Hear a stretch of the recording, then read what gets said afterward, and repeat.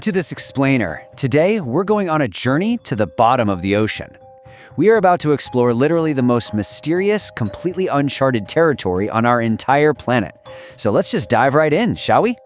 Now, you probably already know our world is made up of about 75% water. But think about this for a second. A massive chunk of that remaining 25% that is dry land, dense forests, super dangerous mountains, vast deserts, even that remains totally unexplored by humanity.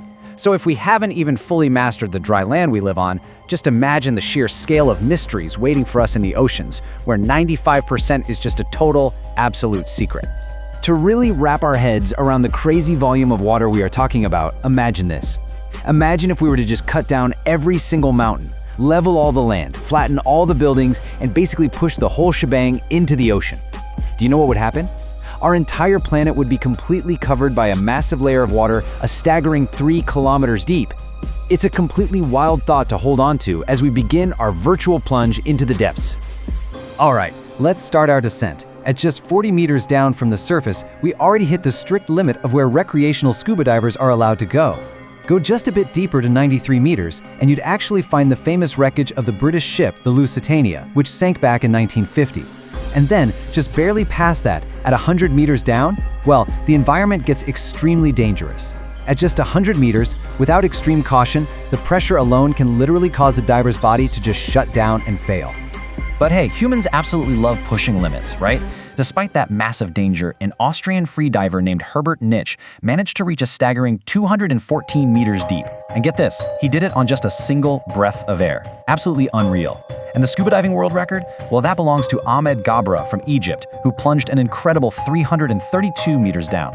These are just phenomenal, mind-blowing human achievements, and it's a true testament to our endurance before we even hit the truly crushing depths. To really anchor this unimaginable scale in reality, let's picture a famous landmark. If Ahmed Gabra had managed to go down just 111 meters further to 443 meters, he would be at the exact height of the Empire State Building in New York. Just picture that massive, iconic skyscraper completely inverted and pushed all the way underwater. Dropping down to 500 meters, we hit a major barrier in the ocean. This specific depth is the absolute diving limit for the largest creature on planet Earth, the 150,000 kilogram blue whale. And fascinatingly enough, this is also the maximum depth limit for the US Seawolf submarine, which is a highly advanced nuclear vessel. So man or beast, beyond this 500-meter barrier, the water pressure really starts flexing its muscles. By the time we hit 535 meters down, the pressure becomes totally bone-crushing. To understand what it actually feels like, researchers say it's equivalent to having a thick, heavy buffalo standing directly on top of a person. I mean, ouch. But remarkably, emperor penguins can survive this. They can impressively dive all the way down to this depth without getting crushed. Nature is wild. As we keep dropping to 830 meters, which, by the way, would be the tip of an upside-down Burj Khalifa, we hit a monumental threshold. This specific depth marks a massive transition for the whole ocean. It is the absolute final limit where sunlight from the surface can actually reach. Below this exact line, there is absolutely nothing but fading shadows. And now, we have reached 1,000 meters. The light is officially gone. We are entering absolute, endless, pitch-black darkness. Welcome to what researchers appropriately call the scary zone. Cut off entirely from the sun, you're just surrounded by pure dark everywhere you look. And the water pressure here, it shoots up to an incredibly intense 1,500 psi. To really understand 1,500 psi, imagine the entire weight of an African buffalo, balanced perfectly on a single coin. That is the visceral, crushing force pressing in from all sides at this depth. And you know what makes this environment even scarier? The biology that is perfectly adapted to hunt in it, like the infamous, absolutely terrifying giant squid that lurks right here in this pitch-black water. Yet, despite these incredibly harsh conditions, bizarre life persists. At 1,280 meters, we find massive leatherback sea turtles weighing up to 700 kilograms, literally the largest turtles on Earth. Drop down further to 2,000 meters, and you're going to meet the black dragonfish. This incredible creature is as black as the dark ocean around it, meaning it can only be seen with a flashlight. But the coolest part? Its own eyes are so highly adapted that it can see perfectly in the pitch black, without any light at all. Drop down to 2,250 meters, and this absolute darkness becomes an epic battlefield. An intense rivalry unfolds down here between the sperm whale, which is an absolute titan weighing as much as 2 road rollers, and that terrifying colossal squid.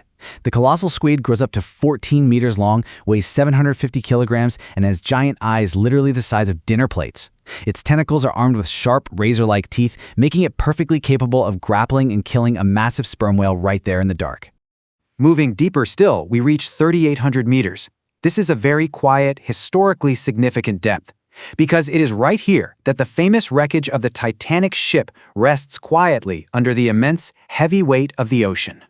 Just 200 meters below the Titanic, at exactly 4,000 meters, we enter a whole new area known as the abyssal zone. And guys, this is where you find true, literal nightmare fuel creatures roaming around in the dark. I'm talking about completely bizarre, alien-like animals like the terrifying fangtooth, the glowing anglerfish, and the highly aggressive viperfish. And hey, if you thought the pressure earlier was bad, in the abyssal zone, the water pressure reaches an astonishing 11,000 psi. Let that sink in. Imagine the weight of a heavy elephant standing entirely on a single coin. The immense physical danger down here is palpable. This environment is just incredibly hostile to absolutely anything that isn't naturally adapted to survive it. But we aren't done. Let's keep going. At 6,000 meters, we cross a threshold into a place so deep and so terrifying, it's literally named after the underworld. Welcome to the Hadal Zone. It actually gets its name from Hades, the angel of death in ancient Greek mythology. The Greeks believed that after death, Hades took wicked souls to a hellish, inescapable underworld deep within the sea. And honestly, that is the exact vibe of this zone. Down in this Hadal zone, the pressure is a staggering 1,100 times greater than it is up at the surface. To put that completely out of this world number in perspective, the water pressure is so intensely powerful here that it could easily tear apart a heavily reinforced bulletproof car in a single, sudden jerk. It is absolute destruction for almost anything we try to build. As we plunge even deeper into the abyss, we pass this sort of graveyard of human history and exploration. At 4,781 meters, there rests a World War II battleship. At 6,500 meters, we hit the maximum limit of the U.S. Navy's research submarine, the DSV Alvin, which was actually the very sub used to locate the Titanic. And at 8,848 meters, well, that is the exact height of Mount Everest. So if you flip the absolute tallest mountain on Earth upside down into the ocean, its peak would finally end right here. Against all odds, though, humans have pushed even deeper. While the famous filmmaker James Cameron visited these depths in 2012, the most terrifying journey actually happened decades earlier, back in 1960. Two men named Don Walsh and Jacques Piccard set a totally mind-blowing record in a submarine named the Trust. They descended to an unbelievable 10,091 meters. The journey took a grueling 5 hours, and the water pressure was so terrifyingly high that a crack actually appeared in the glass of their sub. They were forced to quickly surface. Talk about a close call. And finally, we arrive at the absolute deepest point humanity has ever reached, right around 11,000 meters down. This ultimate depth was achieved by former naval officer Victor Vescovo, completely alone inside his deep-sea submersible called the Limiting Factor. He reached this spot, known as Challenger Deep, which is located over near Guam. To really put that achievement into perspective, the very next time you fly on a commercial airplane, I want you to look out the window. A typical cruising altitude up there is around 10,972 meters high. That means Victor Vescovo's 35,000-foot dive went deeper down into the Earth than your airplane is flying high up in the sky. It is just a breathtaking achievement. Yet, despite Victor Vescovo's amazing descent, researchers believe this still isn't even the absolute deepest part of the ocean.